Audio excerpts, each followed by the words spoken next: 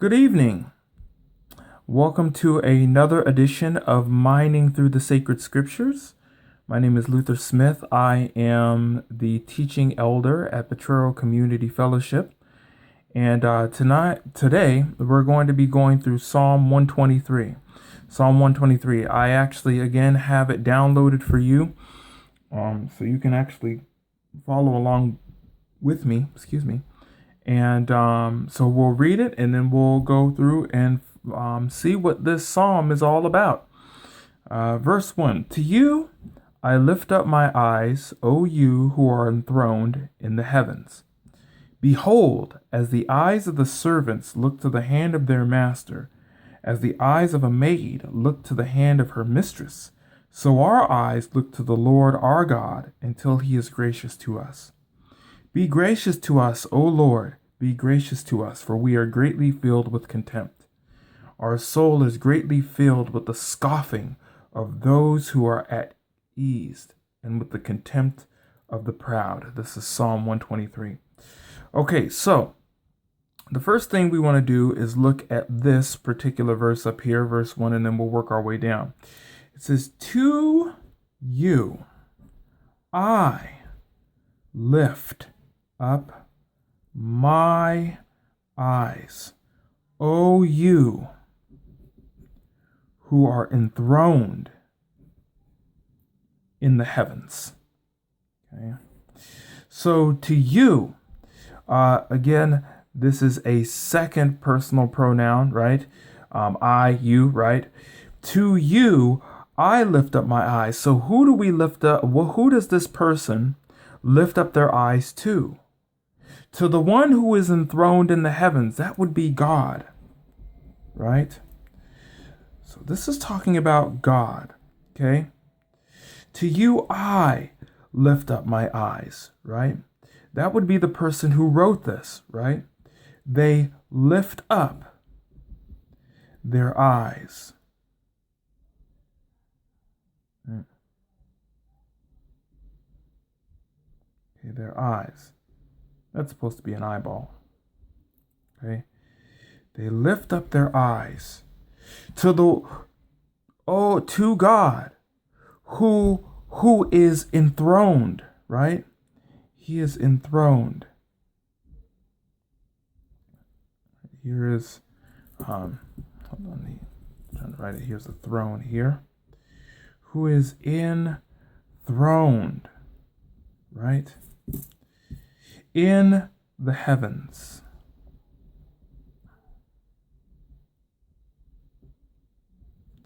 So, to you I lift up my eyes, O you, or O God, who are enthroned in the heavens. What's interesting is when we talk about the word enthroned, what usually comes to mind is a king, right? A king who is ruler, a king who makes decrees, right? A king who is sovereign. Okay? Now, what does this mean? The word sovereign means that one who is in control of all things, right? One who is mighty. So when we talk about God being enthroned in the heavens, this is talking about the sovereignty of God, that God is in control. He's almighty, right?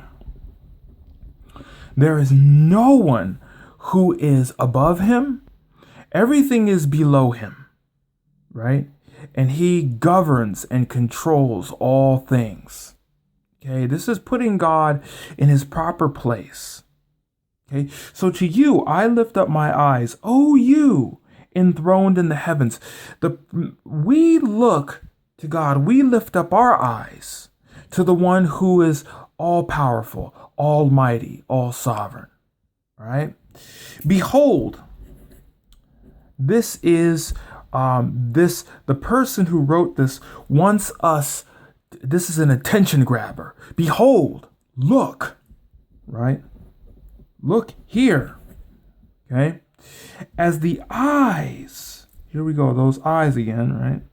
as the eyes of servants look to the hand of their master, right? As the eyes, right? More eyes of a maid to the hand of her mistress. So our eyes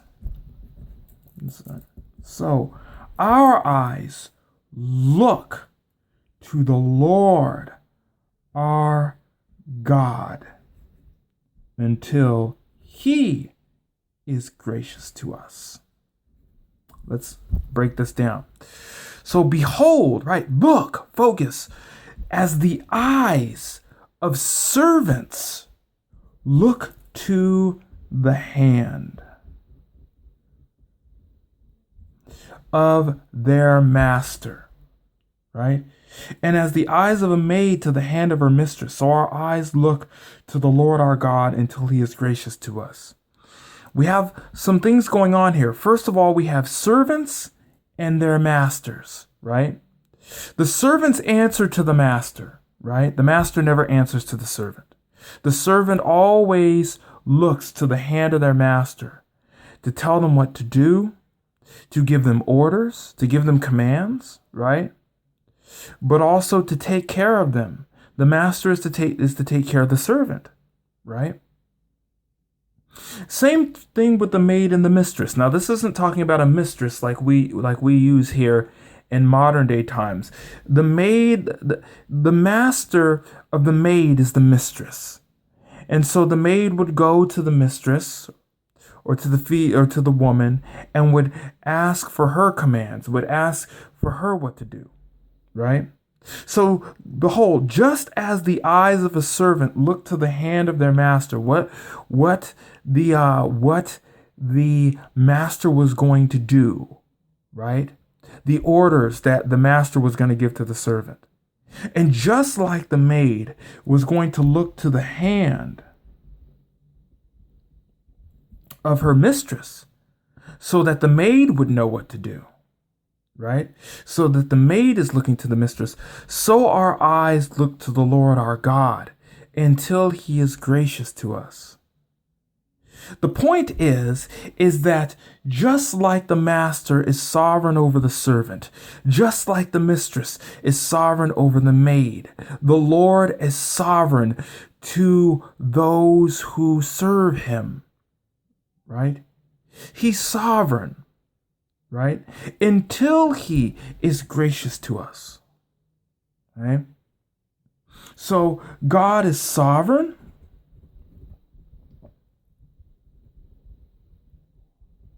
Okay? God is also gracious, which we will see in the next verse, right? So here we have a contrast here. Again, just as servants look to the hand of their master, and just as maids look to the hand of their mistress, all right?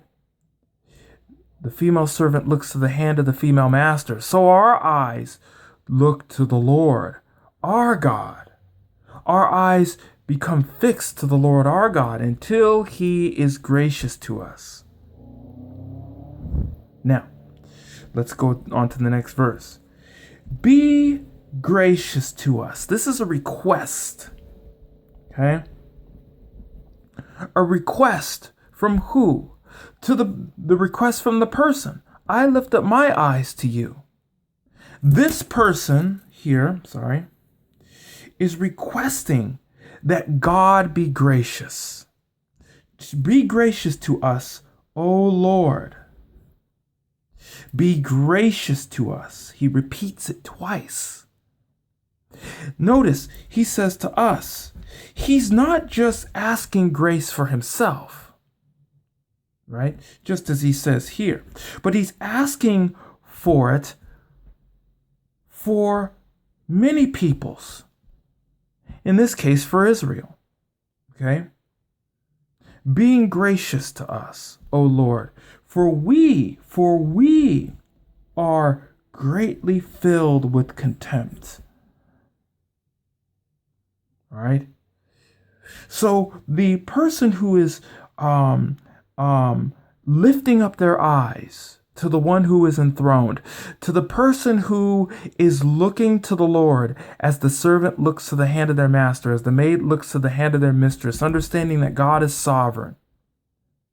He is requesting grace from the Lord because, and not just for himself, but for his people, because we are greatly filled with contempt. His people. Now, what does this mean? Well, we get another clear picture in the last verse. Our soul is greatly filled, just like this, with the scoffing of those who are at ease. Those who are at ease, they're hanging out in the lazy boy chair, right? And with the contempt of the proud, those who have a high chin, right? They look up at themselves, right? So what is this about here?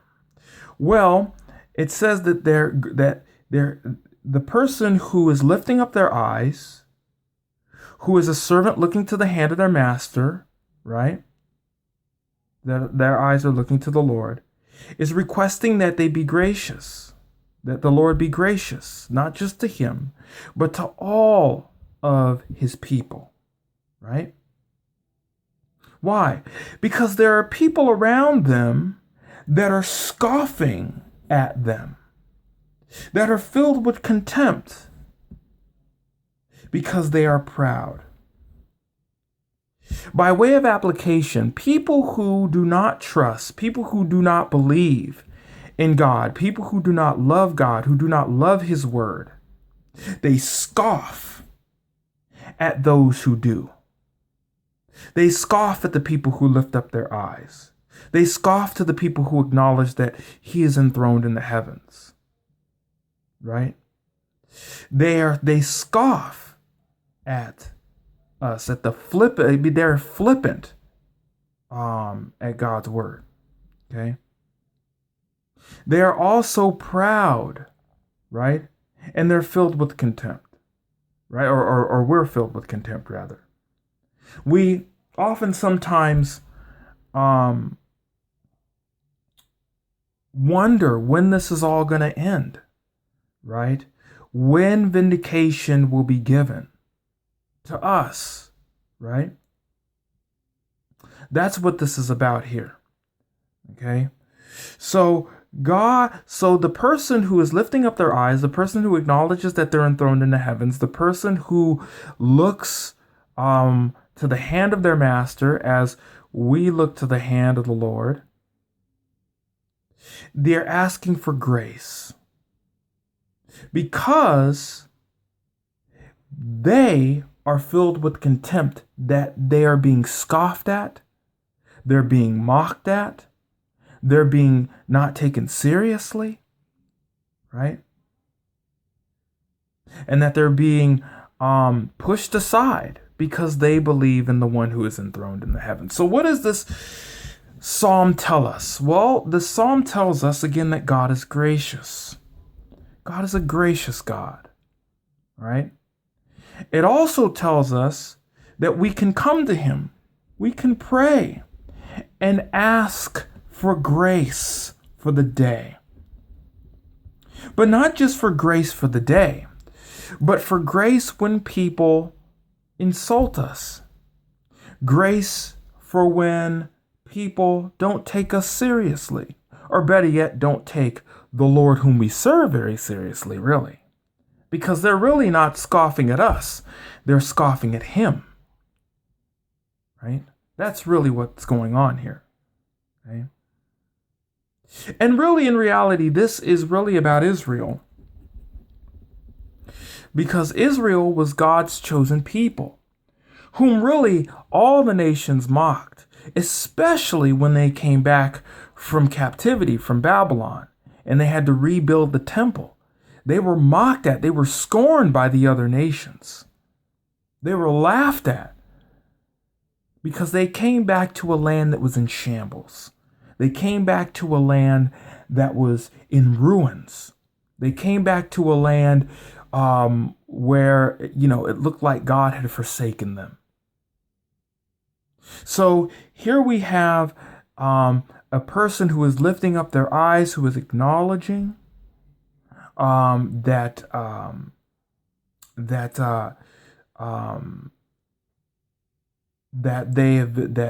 who is acknowledging that he is enthroned, that he's sovereign, and he's pleading for grace from God because of the nations scoffing them. And we can do the same, really. We can do the same. We can ask for the grace of God for the day. We can ask for the grace of God to endure those who scoff at us, who mock us. And we can ask for grace from God when we sin and we pay the due penalty for our sin. We can do all three because our God is gracious. That's what this is about. Gracious. Anyway, this is Psalm 123. And I hope, again, this helps you. And there you go. This is another edition of Mining Through the Sacred Scriptures. Until next time, I will see you again. All right. Grace and peace to you guys. Bye-bye.